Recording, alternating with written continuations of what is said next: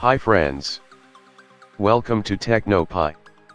In this video I will show you how to record games using Fraps. You can download Fraps using the link given in description. I have already installed, so let's get started.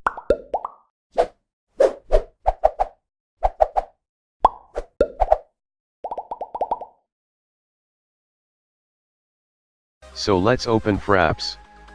In order to record games you have to first open Fraps and then you have to open game that you have to record. And you can start recoding using F9.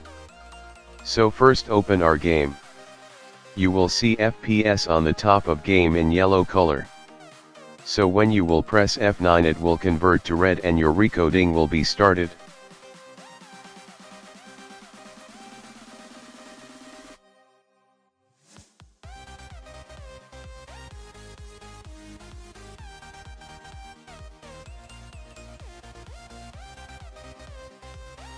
So now let's see where it is recoded.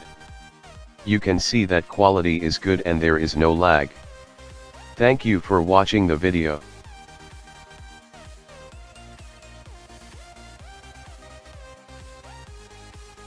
Like, comment and subscribe.